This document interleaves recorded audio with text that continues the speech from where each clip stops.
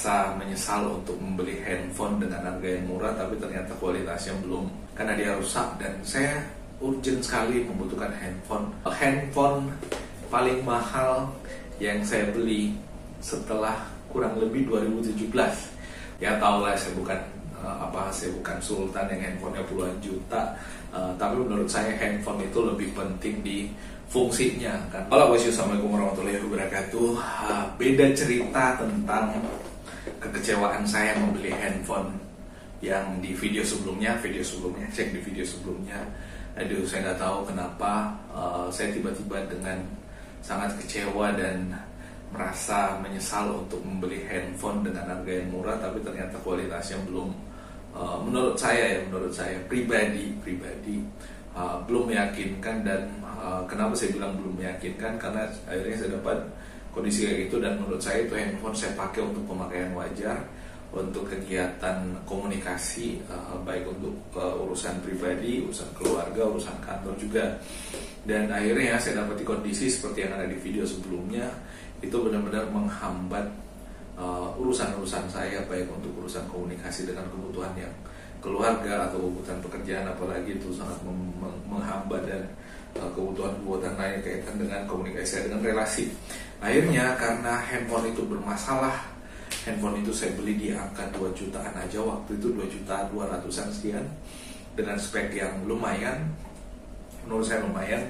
Akhirnya karena dia rusak dan saya urgent sekali membutuhkan handphone untuk komunikasi dan untuk urusan pekerjaan dan untuk urusan lainnya, akhirnya saya memutuskan untuk membeli handphone dengan harga yang lumayan. Handphone ini harganya di angka 6.300.000 rupiah, 6.300.000-an. Handphone paling mahal yang saya beli setelah kurang lebih 2017.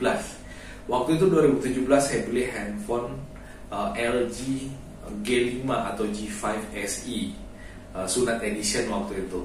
Karena di luaran sana ada LG G5 atau G5 yang full spec yang masuk Indonesia yang versi SE, dan itu harganya kalau nggak salah 6 jutaan atau 7 jutaan. Dan terakhir kalinya waktu itu saya beli handphone di harga yang mahal, dan sekarang tuh handphone masih bisa dipakai sampai sekarang,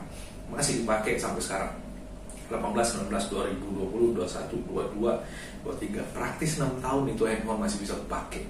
Yang ini yang di video sebelumnya saya belinya Juli, rusak di bulan Februari 2023. Juli 2022 saya beli, baru berapa bulan, belum setahun. Aduh, kacau. Akhirnya saya memberanikan diri untuk membeli lagi handphone dengan harga yang cukup mahal.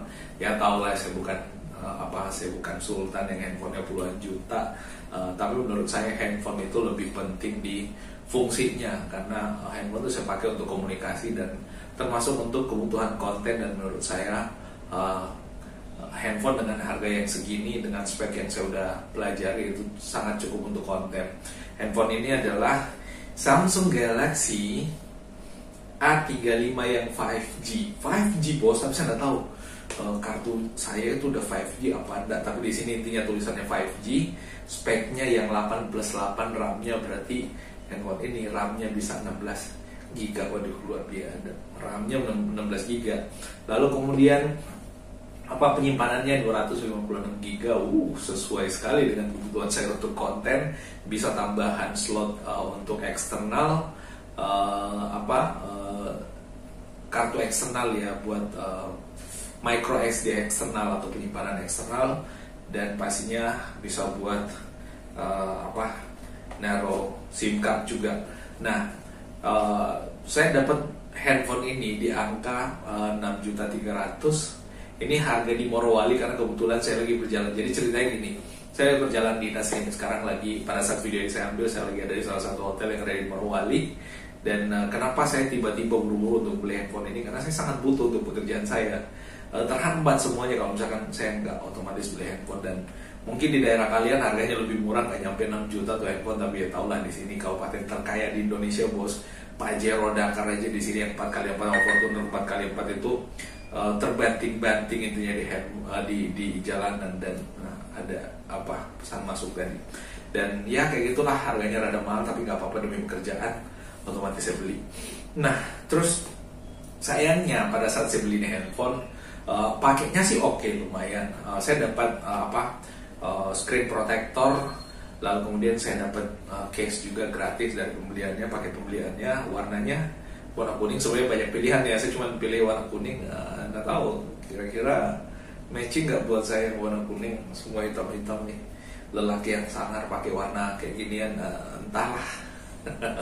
Tapi yang jelas nggak apa-apa, pakai aja dulu. Nanti kalau misalkan kusam kan tinggal diganti. Nah, ini kameranya kalau nggak salah 50 megapiksel ya, kalau nggak salah. Di sini sebenarnya speknya nggak begitu kelihatan ya, nggak begitu ditonjolkan. Yang jelas di sini dia ROM-nya 256, RAM-nya 8+8, yang warna hitam, dibuat di Indonesia. Berarti PKDN-nya tinggi.